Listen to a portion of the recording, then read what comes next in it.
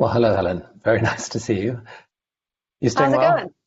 Uh, these are mad, mad, mad, mad, mad days. So many emotions. Not all bad, happily, but I'm just so aware that among the people listening to this, some are in really tough times right now. I Right, hope this is going to be a beautiful hour of therapy and help in its own way. right, right. Because we have with us just an extraordinary author, an extraordinary mind, Elizabeth Gilbert, obviously known for her astonishing best-selling success with Eat, Pray, Love. Although her favorite book, from my point of view, is called Big Magic, where the subtitle is Creative Living Without Beyond Fear. Creative Living Beyond Fear. Now, when you think about it, that is a pretty good agenda for today's conversation, I think. Um, Liz describes the emotional landscape of our lives. I think like no one else I've read, and I'm not even her target audience. She's really extraordinary in doing that. She gave an amazing TED talk 11 years ago now, in pursuit of your creative genius. It really reframed how to think of creativity. Been seen like 19 million times or something. It's really changed how a lot of people are just open to the creative genius coming in from the outside. So it's a delight to welcome to the TED Connect stage, Elizabeth Gilbert. Hey, Liz, Chris. great to see you. How are you? Where are you? Who are you living with or staying with? What's up? I'm fine. I don't want to brag, but I'm in New Jersey, um, where anybody would want to be. I'm by myself. I've got a little house out in the country, and I think I'm on day 17 of no human contact other than virtually. And I'm well. I'm not anybody who you need to be worrying about right now, so I'm good. Wow. Well, so you're in a way you're having a related experience to what so many people are having. I mean, these are days of isolation for many people, and that brings with it lots of difficult emotions in a way. And we're gonna go through many of them, I hope, in the next hour. So I'm hoping to talk with you about. Let's see, I wrote down a list here about anxiety, loneliness, curiosity, creativity, procrastination, grief, connection, and hope. How about that? That's our agenda. Are you up for that? That's like a simple buffet. Just a little light tasting menu of all the massive human emotions. Let's do it. Absolutely. So I think it's probably good to dive straight in with the anxiety that I know a lot of people are feeling right now. So many reasons to be anxious, both for yourself, your loved ones, and just for this time and for the world and how we all get through this. Have you been feeling anxiety, Liz, and how do you think of it? What can you say to us? I have been. And I think you would have to be either a sociopath or totally enlightened not to be feeling anxiety at a moment like this. So I would say that the first thing I would want to encourage everybody to do is to give themselves a measure of mercy and compassion for the difficult emotions that you're feeling right now. They're extremely understandable. I think sometimes our emotions about our emotions become a bigger problem. So if you're feeling frightened and anxious, and then you're layering shame on top of that because you feel like you should be handling it better, or you should be doing your isolation better, or you should be creating more while you're alone, or you should be serving the world in some better way, now you've just multiplied the suffering, right? So I think that the antidote for that, first of all, is just a really warm, loving dose of compassion and mercy towards yourself, because this is, if you're in anxiety, you're a person who is suffering right now, and that deserves a show of mercy. The second thing that I would say about anxiety is this, that here's what I think is the central paradox of the human emotional landscape that I'm finding particularly fascinating right this moment, and it's really come to light for me. So there are these two aspects of humanity that don't match, hence the word paradox, but they really define us. And the first is that there is no species on Earth more anxious than humans. It's a hallmark of our species because we have the ability slash curse to imagine a future. And also, once you've lived on Earth for a little while, you have the experience to recognize this terrifying piece of information, which is that literally anything can happen at literally any moment to literally any person. And because we have these vast, rich, colorful imaginations, we can see all sorts of terrifying movies in our heads about all of the possibilities and all of the scariest things that could occur. And actually, one of the scariest things that could occur is occurring. It's something that people have imagined in fiction and imagined in science, and it's actually happening right now. So that's quite terrifying. The paradox is that in that level, we're very bad emotionally at fear and anxiety because we stir ourselves up to a very heated degree because of our imaginations about how horrible it can get. And it can get very horrible, but we can imagine it even worse. The paradox is that we're also the most capable, resourceful, and resilient species that has ever lived on Earth. So history has shown that when change comes to humanity, either on the global level, like it's happening now, or on the personal level, we're really good at it. We're really good at adaptation. And I think that if we can remember that, it can help to actually mitigate the fear. And you can remember it in a historical perspective by looking at what humanity has gone through and what we have not only survived, but figured out how to thrive through. And you can also look at it at a personal level where you can make an inventory of what you yourself have survived. And notice, as I often notice, my panic and my anxiety about the imagined future is deadly on my nervous system.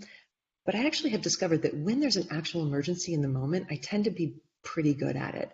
And I think most of us are like that. You'll see that repeated in history in so many examples. I think about those heartbreaking and devastating phone messages that people were leaving for their loved ones from the towers on September 11th. And you can hear the calm in people's voices. The biggest emergency ever was happening. And in that moment, intuition told them what to do. The important thing to do now is to make this phone call. And I think if you can trust that when the point of emergency actually arrives, you'll be able to meet it. And then when the world changes, you'll be able to adapt to it. It certainly helps me calm down. I mean, I guess there's a reason why fear is there. You know, it didn't just evolve by accident. It's supposed to direct our behavior and help us avoid danger. And it's just that sometimes it gets out of control and actually gets in our way and damages us. I mean, any specific advice on like how someone could turn their fear into something useful at this moment? Can I tell you a story that I'm using as a touchstone for myself right now and drawing wonder and inspiration from? So some of you may have heard of a young woman named Amanda Eller. She was in the news recently because she got lost in Hawaii in the wilderness for 17 days. And there was a massive, massive hunt for her because she had left her car. She'd gone for a simple hike, had left her phone in her car, went off into the woods, took a wrong turn, and then had this disastrous 17 days. Fell off a cliff, broke her leg, walked for 40 miles on a broken knee, lost her shoes in a flash flood. She had to sleep packed in mud in order to protect herself from the cold and the mosquitoes. She was eating moths. I mean, just harrowing story of survival.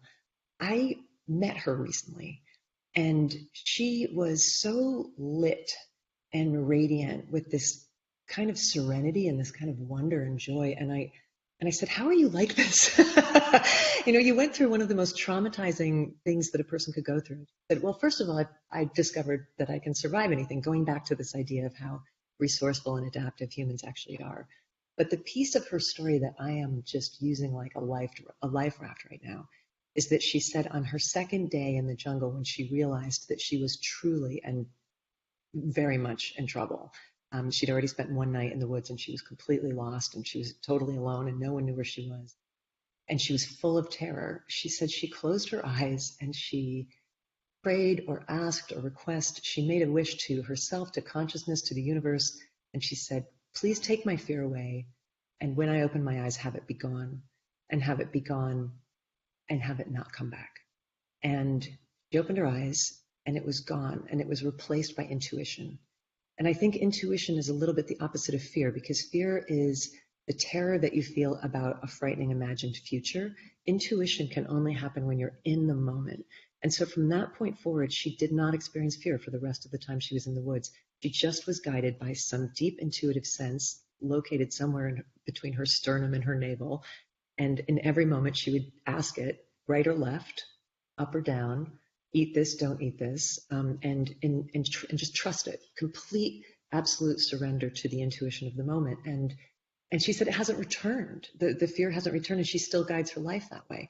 So it's a return to some sense that there's a navigational system within you that will, if you stay present in this actual moment, tell you what to do one moment to the next.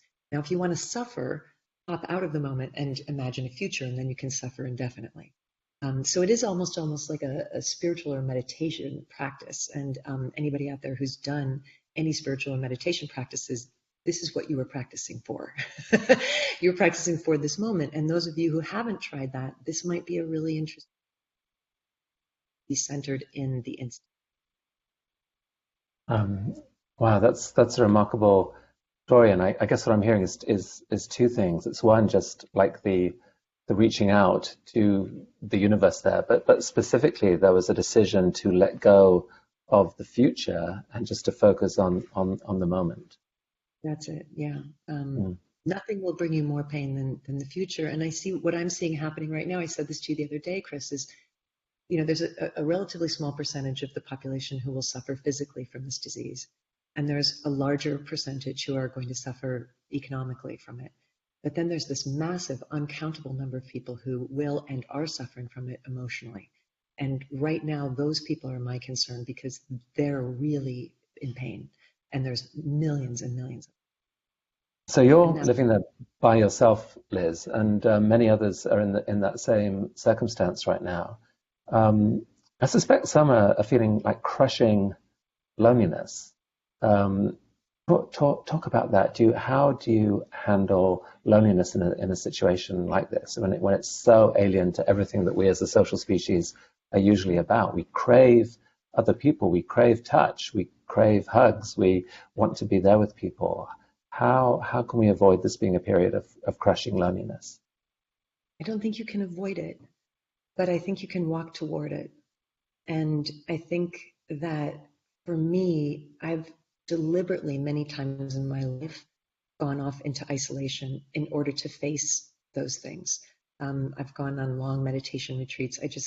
This year I was in India and I spent 17 days alone with no contact with anybody, which was a weird practice run for what's happening right now. And as I see people really losing it and feeling like they're crawling out of their skin, either from anxiety, fear, boredom, anger, blame, loneliness, depression, all of these things that come up when you are forced to just be in your own presence. I know all of those feelings because as a meditator, I've experienced all of those in stillness. It's the hardest person in the entire world to be with is yourself.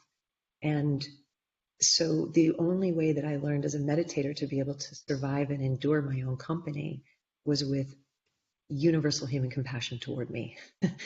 And to recognize that this is a person who's suffering right now from loneliness, and this person needs kindness from self towards self.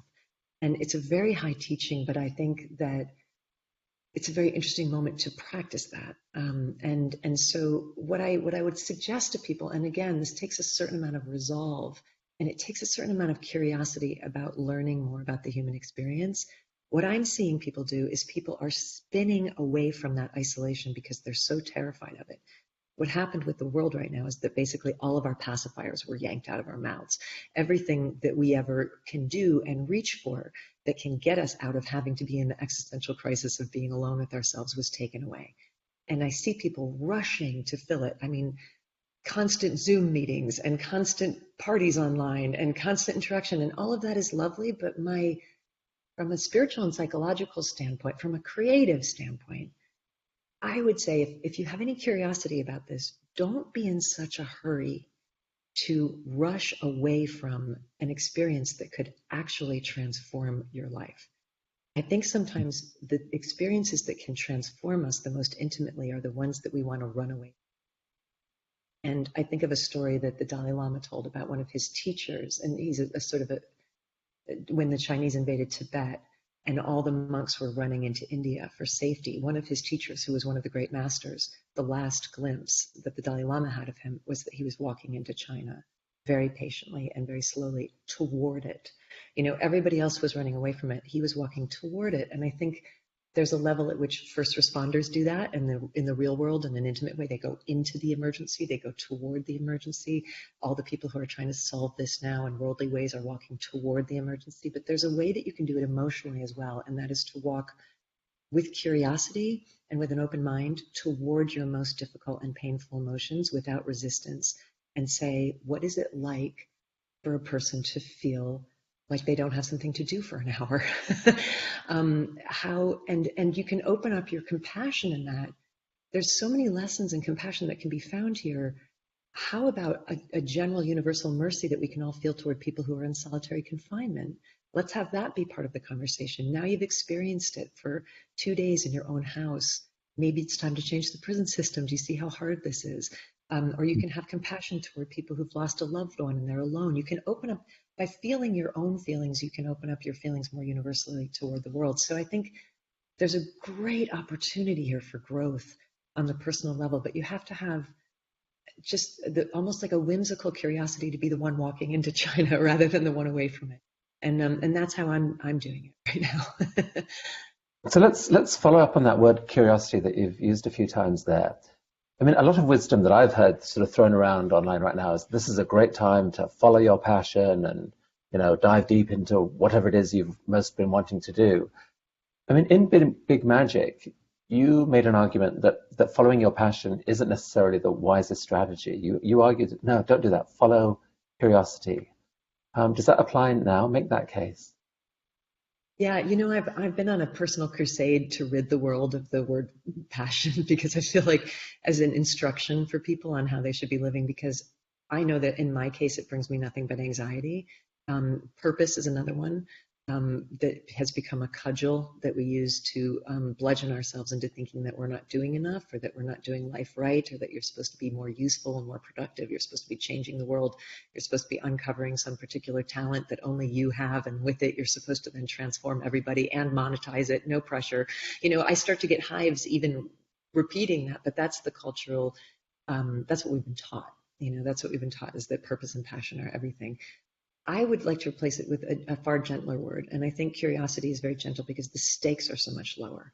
The stakes of passion say you have to shave your head and move to India and, you know, get rid of all your possessions and start a startup. Like what? It's so intense. But curiosity is a very simple, universal experience that causes you to want to look at something just a tiny bit closer. And you don't have to change your life around it. You just look. And it might be taking a weekend to try something new for a little while. It's a mild, it's almost so easily missed. And I think so many times we're looking way up at the sky for the sign from God of what our passion and our purpose is supposed to be. And meanwhile, there's this lovely little trail crumbs of breadcrumbs of curiosity that if you can slow down. And again, this is about not rushing out of the experience of being silent, still, and alone. If you can slow down, you might be able to see them. But if I could say one thing that I'm noticing is an obstacle right now, because I think a lot of people thought, oh, isolation, great. This is the perfect time for me to learn Italian and take that calligraphy class and start writing that novel. And they find that they're actually sort of in a paralysis of anxiety and they're not creating anything or doing anything. First of all, again, like a blanket of mercy on you. These are hard times, and it might take you a minute in your nervous system and in your mind to adjust to the new reality. But the second thing I would say is that when people are saying they're having trouble with their creativity because they're in isolation, I might daringly suggest that perhaps you're not in enough isolation. And by that, I mean, are you monitoring how much external stimulus you're bringing of this disaster into your home? So if you're sitting watching the news all day, what you're doing is you're bringing the disaster into your workspace, you're bringing it into your soul, you're bringing it into your mind, and you're going to create a tremendous, the opposite of a creative environment, an environment of fear, panic, and urgency. So I think if you're going to be a good steward of your creativity right now, you have to isolate a little bit from the news. And that doesn't mean disconnecting. It means I get up every morning, and after I've meditated, I read the New York Times and I give myself 40 minutes with it, and then that's it for the day, because I know that if I bring in any more, I'm going to go into a traumatized state, and then I won't be able to follow my intuition. I won't be able to help people because I myself will be suffering. and I won't be able to be present for this very interesting moment in my life and in history, and I want to remain present for it as much as I can. So there's a discipline, being a good steward of your senses and deciding what you're going to put your senses in front of. Helen. There's an outpouring on Facebook of gratitude for you. People are so grateful and grateful for the calm that you are instilling in us all. So thank you from them and from me. We've also had a number of questions about grief. We're kind of dealing with grief at a different scale at the moment. One person has already lost 5 people to coronavirus. And so any thoughts of how to manage grief at this scale, or how to kind of process this in a way that honors both them and yourself? First of all, my condolences. And I think any words that I would say about somebody who just lost 5 family members could only be inadequate. Grief is bigger than us. It's bigger than your efforts to manage it. And if you want to hold yourself and your family members compassionately through grief, you have to allow that it cannot be managed. And I think that grief management is something that we've kind of created in our very Western idea that if we can figure out something, we can avoid suffering from it. So if we can figure out how to translate grief, and if we can figure out how to walk through grief, then we won't have to experience the magnitude of it. Many of you know that I lost the love of my life 2 years ago from pancreatic and liver cancer, and I was with her when she died, and I've been walking through my own path of grief, so I know what it feels like to lose the person in the world who's the most important to you, which is, of course, the biggest fear that we all have. I know that you can survive it, but I know that you survive it by allowing yourself to feel it. And again, to go back to the metaphor of the monk walking directly into China, into conflict rather than away from it, do you have the courage to let it break over you like waves? I wish I could remember her name. Oh, there's this extraordinary woman who wrote a book called Here If I Need You. And she's a chaplain for the police department in Maine. And she's in charge of knocking on people's doors and giving them the worst news that they're ever going to hear in their life when she goes with the police when something happens. And she told a story once that I found very moving and very helpful for me in my grief. She said what she witnessed through years and years of sitting with people through what is literally the worst moment of their life, the nightmare of that loss, is that when she knocks on that door and tells that person, your daughter, your family member, your husband, your mother has been killed, there's this universal collapse where the person will just be, it is the tidal wave that comes and just takes you down, and you lose all civilization, you lose all your attainments, all your wisdom, nothing can stand up to that. You literally go to the floor, and you sob and you grieve, and she holds them through that. And then she said that what she's learned is the most astonishing thing, that never lasts more than a half an hour, that first wave. It can't, you actually physiologically can't sustain that. And if you let it break over you and you just allow it, then within a half an hour, usually sooner, and she said this has happened every single time she's been with somebody with a loved one's death, the very next thing that happens is that person calms down, they catch a breath, and the next question they ask is a very reasonable question. Where is the body? What do we do next? When can we have the funeral? Who else was in the car? And with that question, she says, they start to rebuild their new life already with this new piece of information that even an hour ago would have seemed unsurvivable. And she uses that as an example of, once again, the tremendous psychological resilience of a human being.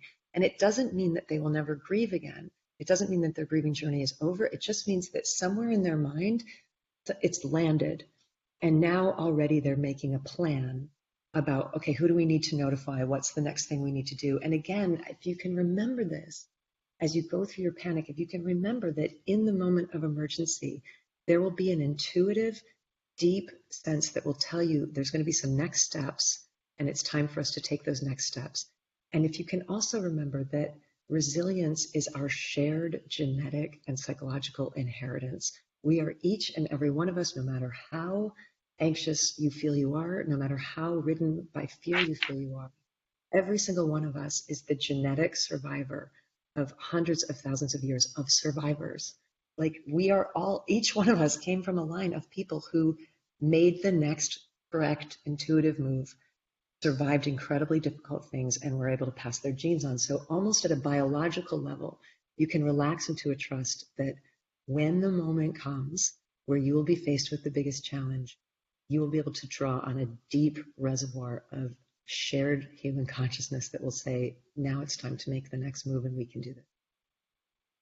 So beautiful. So many more questions. I will be back. Thanks, Yeah, Helen. thank you, Liz. I think the author's name was Kate Braestrup. That's it. And so I guess that's a book. If you need a book right now, Here If You Need Me by Kate Braestrup. Yeah.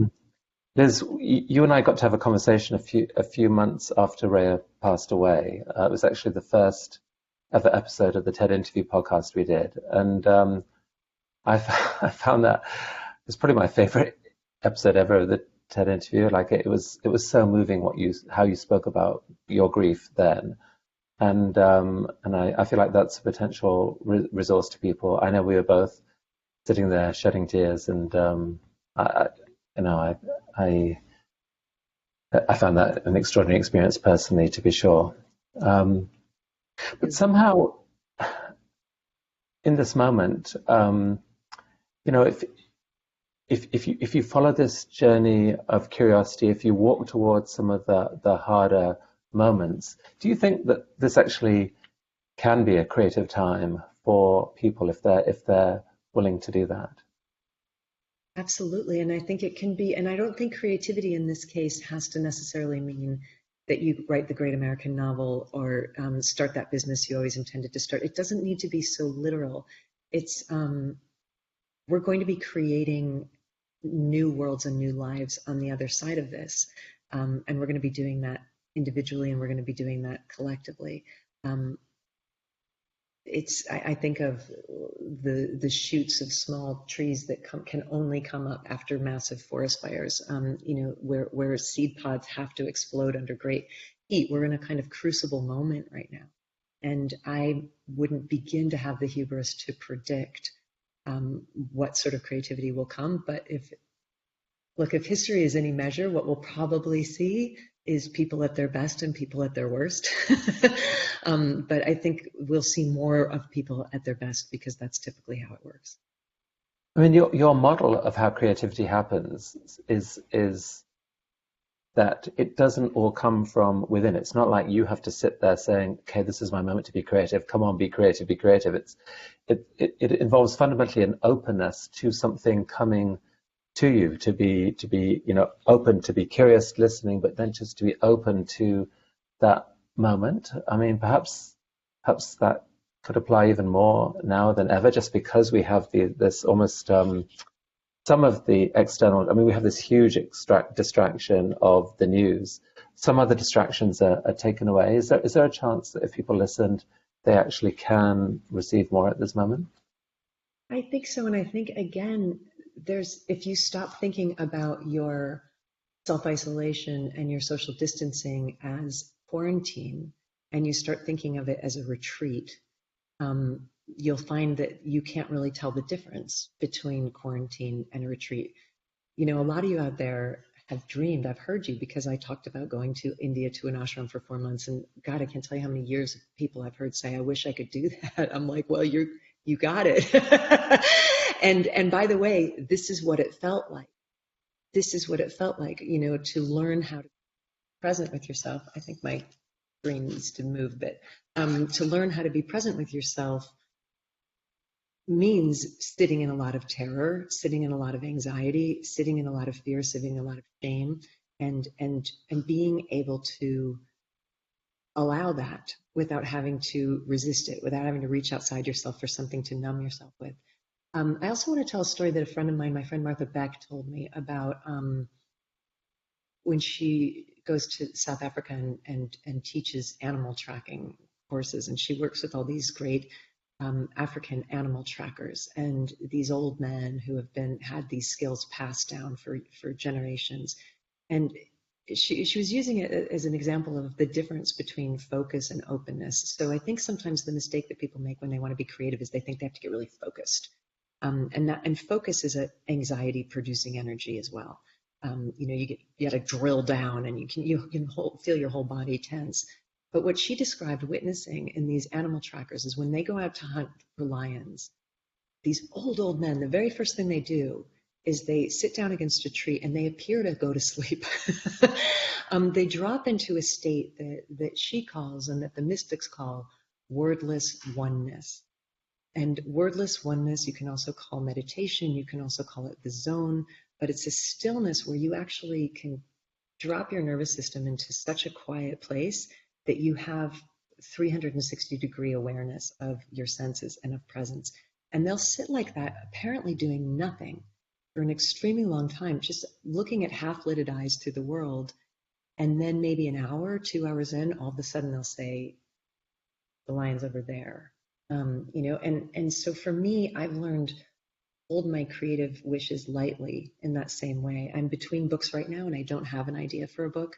And in the past, that would have made me really anxious. But now I know, take a lot of naps, go for a lot of walks, do a lot of drawings. I'm doing like weird little art projects as I'm sitting here to like distract my mind. Oh, wait. Bring that back. Yeah. Hold that up. I need owls today.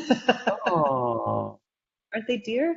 They are beautiful. Goodness me. Well, I'm just like playing with color and texture because it calms me. And I think if you can't think of what to do right now, I would suggest doing what you used to do when you were 10 years old that made you feel happy and relaxed. And that's often creativity and play. And for many of us who are anxious children, and I was an anxious child, we learned at an early age that we could sedate ourselves with our curiosity and with our play. And then usually around adolescence, the world taught us that there were faster and more immediate ways to bump out of that anxiety through sex or substances or distraction or workaholism or whatever we did, and not have to sit with ourselves. And I think right now is a really good opportunity to, you actually were on the right track when you were 10, whatever it was. So, get some Legos, get some Legos, get some coloring books, just get your hands in the mud, do whatever it is that will actually ground you into this, again, to take you out of the futurizing and the future tripping that's going to cause you nothing but anxiety and not going to make you be of service. There's such a thing too that I just want to touch on, if I can, for a minute, about empathetic overload and empathetic meltdown. We're taught that empathy is a good thing. I would suggest that in a case this traumatic, what you want to talk about replacing empathy with is compassion. And the difference is extremely important. So compassion means, I'm actually not suffering right now. You are. I see your suffering and I want to help you. That's what compassion is. Empathy is, you're suffering and now I'm suffering because you're suffering.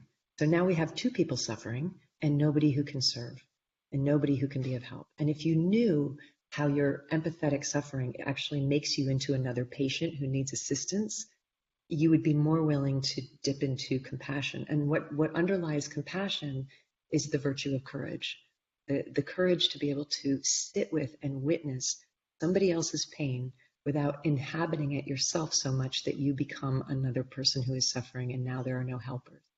And it takes an enormous amount of courage to be able to watch that without diving into it and joining it and becoming sick yourself.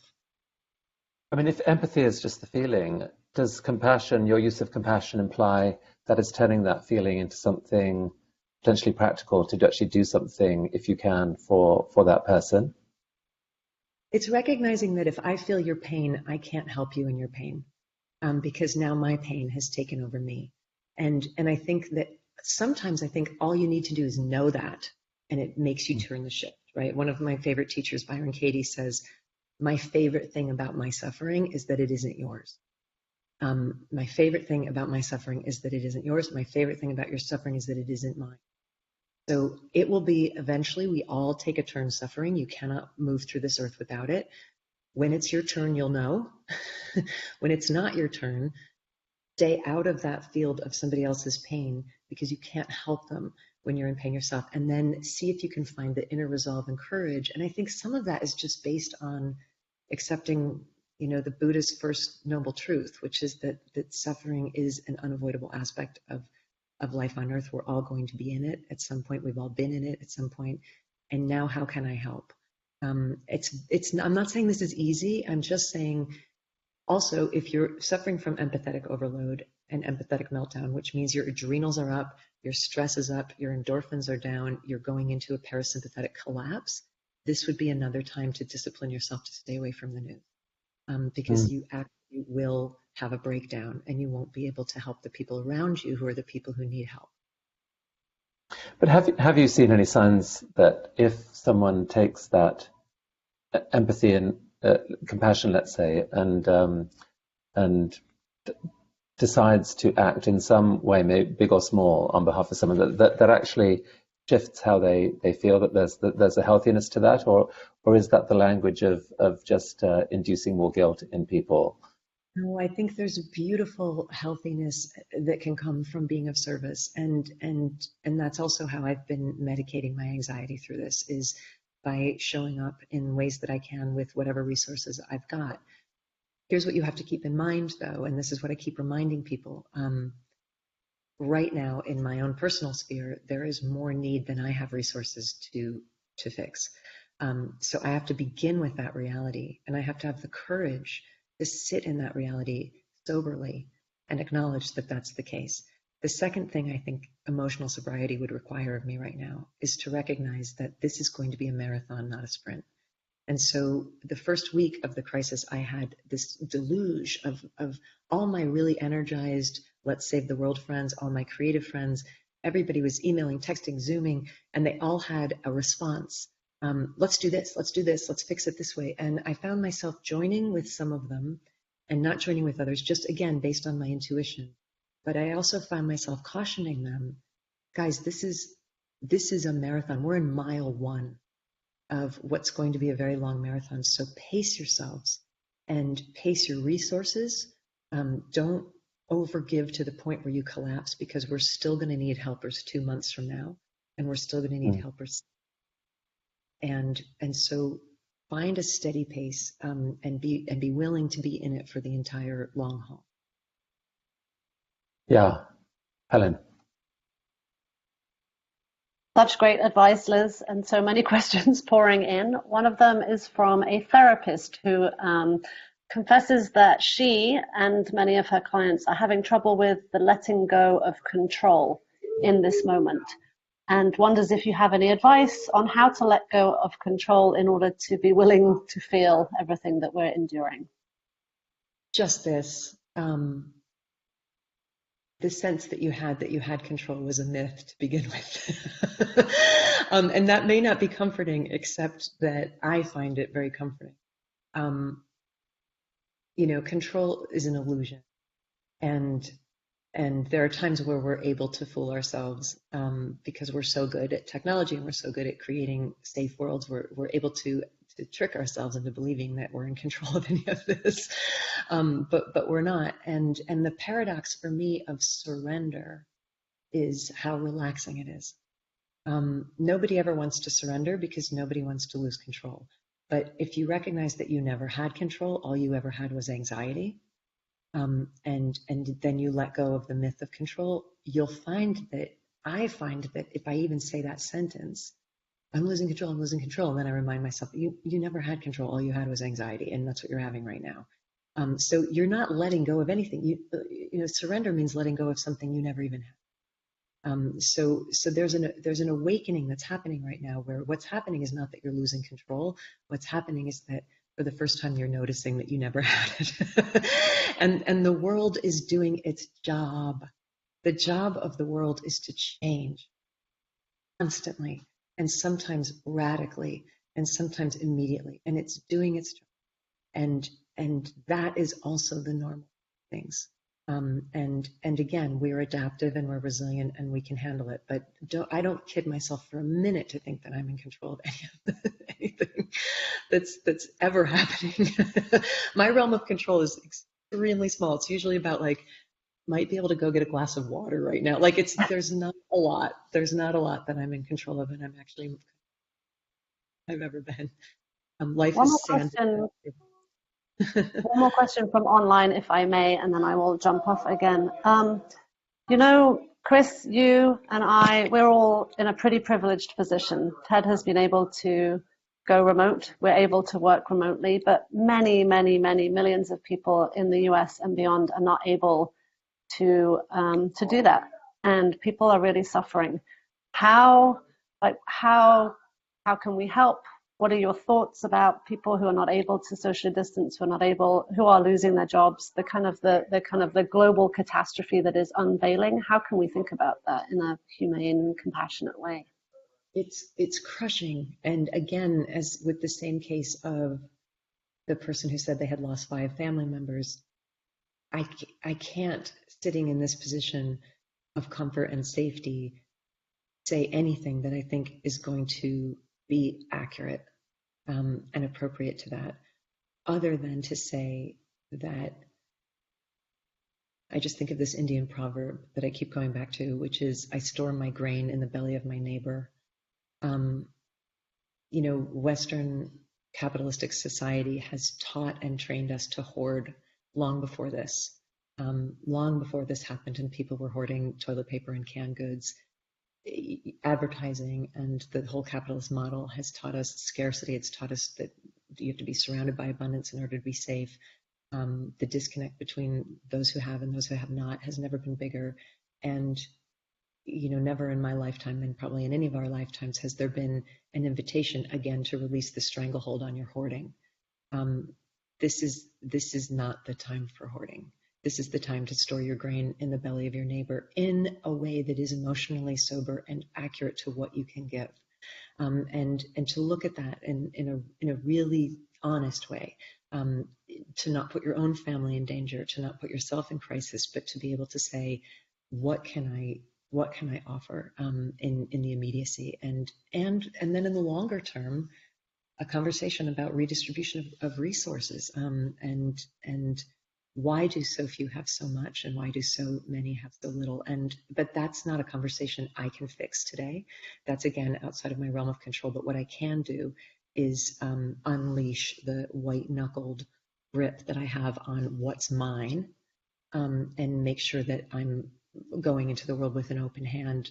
Again, not a panicked open hand where I'm going to destroy myself to save somebody else, because then there will be no helper left.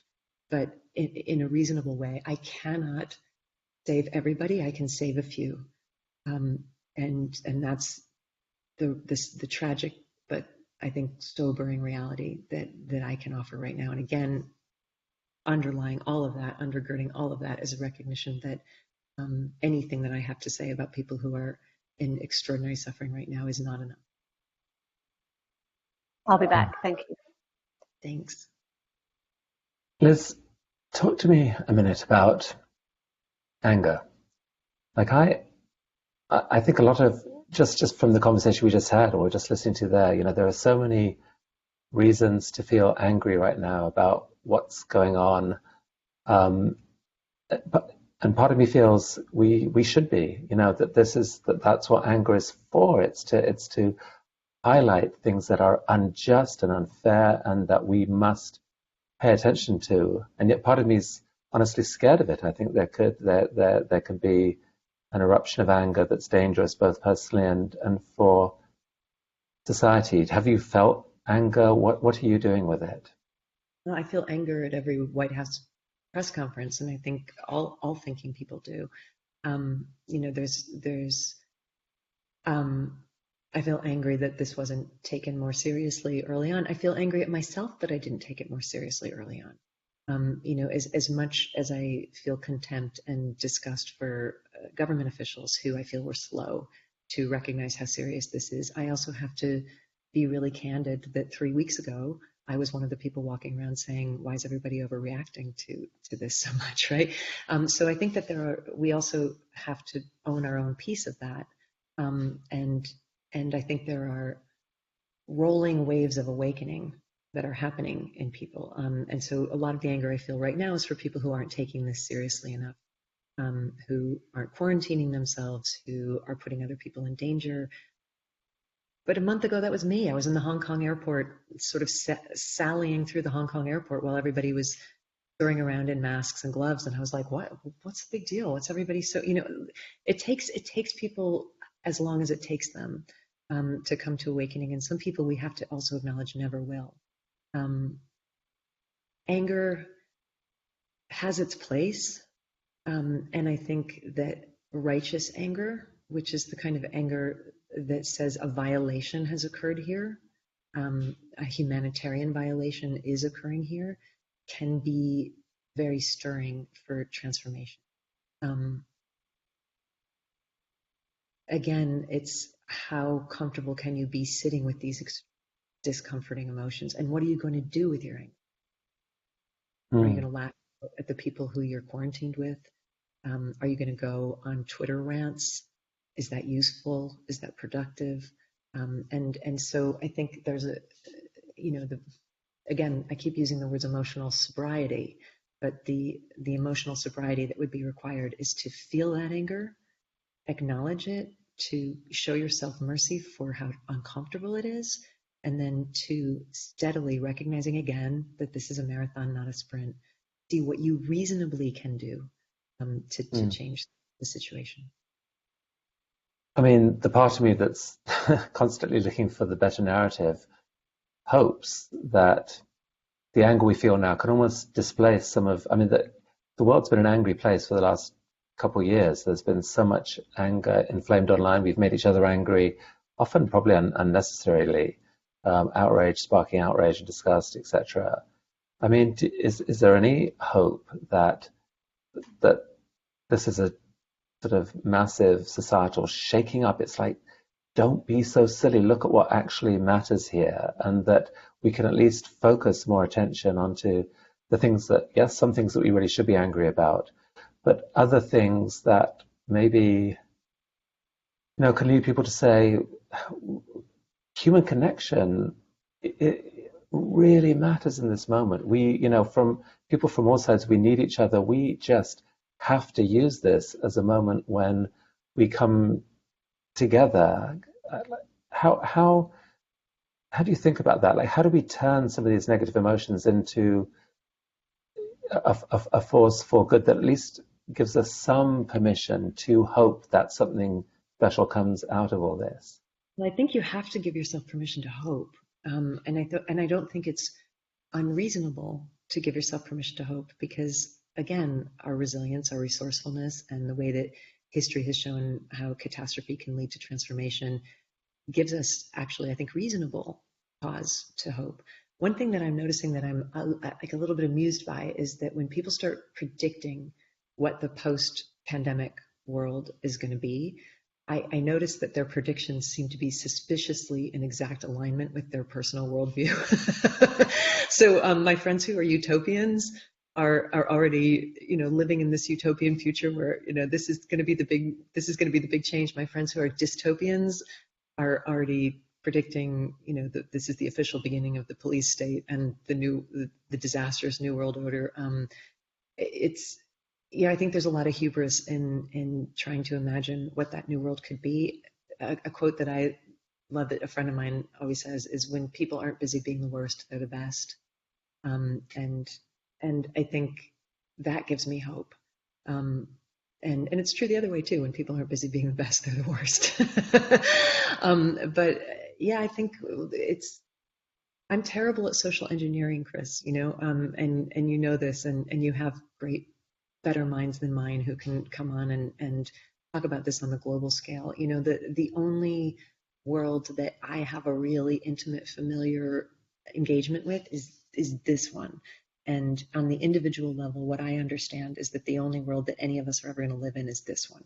And so minding this and learning how to calm this, how to open this, how to get on the other side of the emotions that are causing harm to you and others, that's my work, personally, whatever role I have in the public sphere. Well, you're an extraordinary storyteller, and you already told us one amazing story earlier on. Have you come across any other recent stories that have given you reason for hope, perhaps? Well, I'll give you one, and this one This one I delight in. Years ago, 20 years ago in New York City, I was friends with, 30 years ago, I was in my 20s, I was friends with a woman named Winifred who was in her 90s. She was this really cool West Village bohemian artist who had lived in Greenwich Village for her entire life, had had a very storied and checkered and wild life, surrounding herself by intellectuals and poets and artists and adventure. And she'd had a lot of loss and a lot of gain. And she was this extremely passionate person who had friends of all ages, which was something I admired about her. Like, I was friends with her. I was 25. She was 95. But I would call her my very good friend. And she had a lot of friends of ours. She was so open to everything.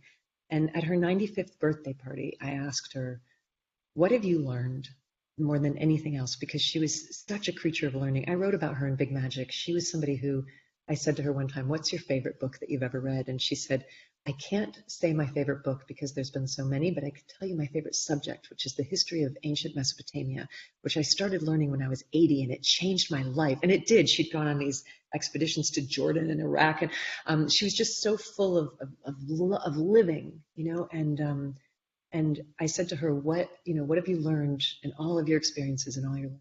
What is the most central thing that you've learned? And she said, human beings can adapt to anything. Human beings can adapt to absolutely anything. And then she said this great line, if Martians landed on Earth tomorrow, it would be off the front pages of the newspaper by next Tuesday. We would already be used to it, right? And there's a level at which I'm seeing this adaptation happening. And that is both a good and a bad thing, right? We can get used to totalitarianism, but we can also get used to, I've gotten used to a world without the love of my life in it. We can adapt. And I keep using that line as a touchstone for myself, because I don't know, nor do I presume to know, what the world is going to be after this. I know that it will be different from the one before. I also just have to point out that all y'all had a lot of complaints about the world we had before. And I do a lot of talking, I do a lot of going around the world, and I don't, any one of you raising your hand in any of the seminars I've taught over the last years and saying we are living in a golden age, and I'm so grateful and appreciative for all that I have. Now you want that world back, right? So let's actually remember that as we go forward, that this moment for some of us that we're in right now might be one that we look back later and say, wow, actually that was pretty good, and I didn't have any gratitude for. So personally, I'm just hoping that at an intimate level, and again, this is not on a socioeconomic, global political level, but it's an invitation to actually be grateful for the safety that you have, and the people that you have, and maybe carry that forward a little bit. Maybe we're really good at forgetting. Like, once a crisis is over, we're really good at forgetting our gratitude. It's one of our great gifts as humans, but you might want to make a note to actually try to be grateful for what you've got. Thank you, Liz. I think we have a last question from our online friends. Yeah, what crisis, right? So Liz, just a request for a concrete strategy to try and reduce the fear or the shame that is coming at this moment. I'll give you mine, and it may feel weird and out of reach and woo-woo, but I'm beyond that at this point, and it has been a game changer and a life changer for me. I have a 20-year-long practice of writing myself every day a letter from love. Now, this may not feel concrete. It may feel very airy, but what it does is that it helps me through my anxiety. And I need it every single day because I'm anxious every single day. I wake up frightened every day. I wake up shamed every day. I wake up angry every day. All of the difficult emotions that run through the software of a human consciousness are running through my software all the time. And they cause me pain, and they cause me fear, and they cause me distress, and they make me sick. So 20 years ago, when I was going through a very bad divorce and a depression, I began this tactic. And the tactic is that I will sit down with a notebook and I will write to myself, from myself, a letter from love. And what I mean by love is not romantic love. It's the infinite, bottomlessly merciful source of all human compassion. And every single one of these letters begins the same way. It starts with me saying, I need you. It's a dialogue. It starts with me saying, I need you, and love saying, I'm right here. And then I say what I'm going through. I'm really angry right now. I'm terrified. I'm spinning. I can't sleep. I'm anxious. And then I just allow to come through my hand whatever, if you could imagine the most loving, compassionate, merciful voice in the world, if they were in the room with you, what would you want them to say? And you say that to yourself. And so for me, that usually is a combination of these sorts of phrases. I've got you. I'm right here. I see how distressed you are. It's all right. I don't need you to feel better. I think a lot of our anxiety is that we want to get out of that feeling as fast as we can. And what love always says to me is, it makes no difference to me whether you're anxious or afraid or angry or hurt. I'm with you, and I'll be with you through this entire thing for however long it takes. I'm not going anywhere. I've got nowhere better to be right now than sitting with you, loving you. I'll be with you at the moment of your death. I was here with you at the moment of your birth. There's nothing you can do to lose me. You can't fail. You can't do this wrong. You are infinitely, bottomlessly loved. And it's so interesting to me that the opposite of fear in my life and my emotional landscape on the color palette, the opposite of fear isn't courage. The opposite of fear is love. And that presence, a sense of I've got you, right? Which is the thing that we all want somebody to say, I've got you, and it's going to be all right. I would love to know neurologically what actually happens in my mind when I do this. But what happens to me physiologically is that my mind, just hearing those words and seeing those words, settles. And then from there, I'm able to take the next intuitive right action the best that I can. There's you can say no to this. It may be a totally inappropriate thing to ask, but you don't happen to have a letter from the last day or two that you consider reading, all or in part of? I don't know how long they are. They're more than half. Let me see what we've got. Let's see. A new channel here. Okay, so here's one. So I was panicking because I want to offer my apartment in New York to a woman who's a COVID-19 nurse who's volunteered to come into New York City to help. And I'm afraid that I'll infect my neighbors if I let her come and stay there. So I was up in the middle of the night thinking, ethically, is it appropriate for me to do this? So I wrote, I need you, and Love said, I'm right here. And then I said, I want to offer that COVID-19 nurse my apartment, but I'm afraid that my neighbors will get infected, and I'm scared, and I don't know what the right move is. Help me. And Love said, I don't actually know what the right answer to that is, but I'm with you. And I said, but what do you think I should do? And Love said, why don't you just sit with me right here for a minute and be with me and know that you're held no matter what, that you cannot make the wrong choice, that it doesn't matter in the grand scheme of things. You're my beloved. I've got you. I can see how much you're spinning. I can see how tired you are. And it doesn't matter to me whether you make this decision in the next minute, in the next day, or not at all. I'm with you, and I'll sit with you through this entire thing, and I'll love you no matter what you decide to do at the end of this. I will be just as much with you at the end of this decision as I am with you now.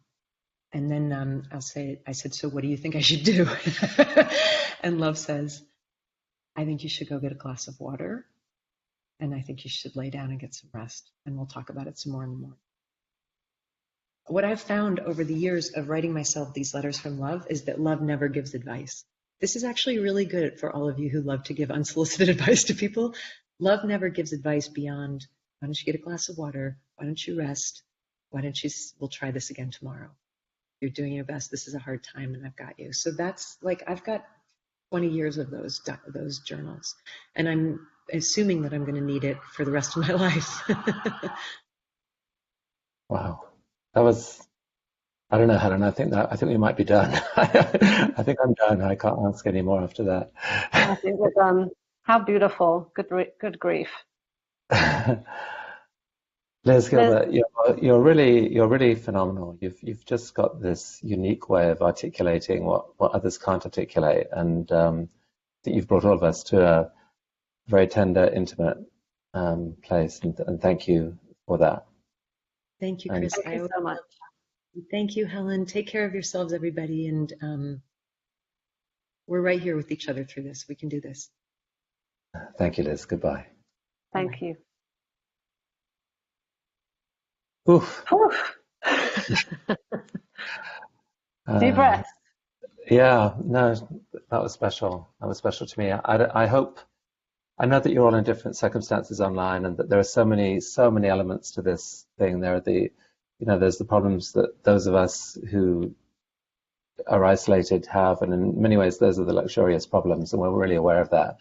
Um, but they're still problems, and we're going to give space on these TED Connects to many other voices as well. I think we're hoping to hear next week from a doctor at the front line, a voice from India. We hope on some of the horrifying things that are happening there, and also um, some pretty amazing proposals for how the world could come out of this, like specific proposals and how we get past this period of lockdown to bringing back the economy. All of this matters. So I guess we want Helen and everyone to come back, calendar this, share with friends, and help us That's figure right. out how to use this time best. I also wanted to flag that I don't know if you were able to tune in for Susan David's conversation earlier in the week. We have launched a new podcast with Susan that launched on Monday. We're calling it Checking In with Susan David. And she's going to be sharing kind of daily tips on how to deal with this pandemic. And so you can find that, I don't know, wherever you find podcasts in this day and age. So this conversation, we will be archiving it. It'll be on Facebook, and we'll also put it onto TED.com. You can find the TED interview podcast that Chris and Liz did last year, which I confess just made me weep for too long. You can find that at go.ted.com/TEDconnect. But that's it from us. And tomorrow, I want to flag that we have a very special treat, which is less chat, more beauty. We will be joined by the unbelievably talented Butterscotch, who is a beatboxer and a singer and a musician and a sage and an all-round delight. And she is going to be giving us a glimpse into her world and delighting us all with some sonic deliciousness. So do tune in tomorrow. Thanks so much, everyone. We're in this together. Stay safe. See you soon. See you soon. Be well.